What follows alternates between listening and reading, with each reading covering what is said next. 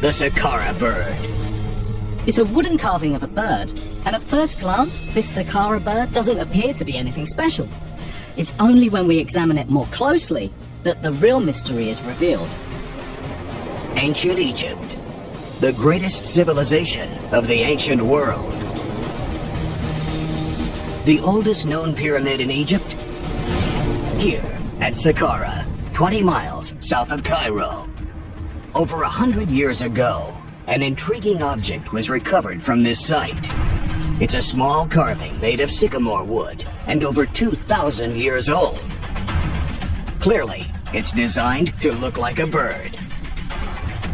Some experts believe that this bird is evidence the ancient Egyptians had knowledge of the principles behind gliding. Modern gliders date from the 19th century, but the idea of a glider is nothing new. Over 1,000 years ago, in 9th century Cordoba, southern Spain, one brave inventor, Abbas ibn Firnas, threw himself off of a tower in his own self-built gliding machine.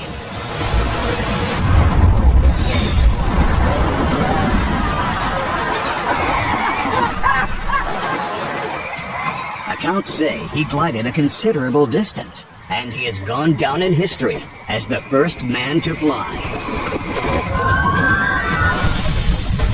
But could the Saqqara bird really be evidence of an ancient gliding machine? It's just a bird. A carving of a bird. So what makes it so mysterious? Well, first we have to ask, why is it there? The reason for items being placed in tombs is very practical. They're scale models of objects from real life. Either to help the dead person in the afterlife, or to help them get there. A means of transport. A model of a giant bird? What use would that be? And there weren't any giant birds in Egypt anyways. All of the other models are of real, practical things. But an aircraft, now that would be useful. The Egyptians believed the dead lived on in the skies. To get there, an aircraft would be ideal. Could the Saqqara bird be a scale model of an actual aircraft? The ancient Egyptians had throwing sticks similar to boomerangs for hunting birds. It was a royal pastime. So given that they understood some basic principles of aerodynamics, could it be that the Saqqara bird with its vertical tail fin to act as a stabilizer was a kind of glider? A vertical tail fin like this doesn't occur in nature. But if this bird was going to fly, it would also need a horizontal fin in the back, such as modern gliders have. Without this, it would plummet to the ground. It's because Ibn Firnas didn't have a horizontal tail fin that he couldn't control his descent.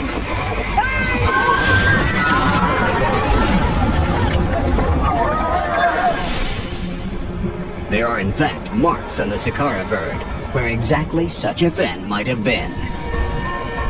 This would make it more stable than Ibn Firnas's machine, which was 1,000 years later.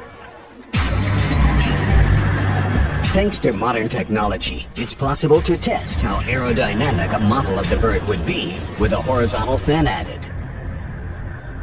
This is an amazing experiment. It will prove whether or not the ancient people had knowledge of flight. And if they did, the implications are staggering. All the data can be fed into a computer and a flight simulator. Then the bird can be tested in the air.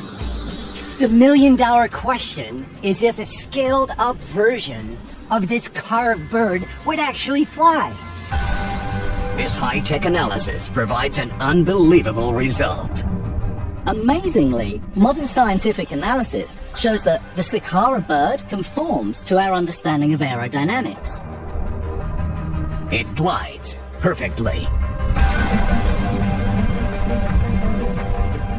Modern plans for gliders, the technological know-how for gliders didn't appear until the 19th century, and those ancient plans actually work better than some of the earlier versions of modern gliders.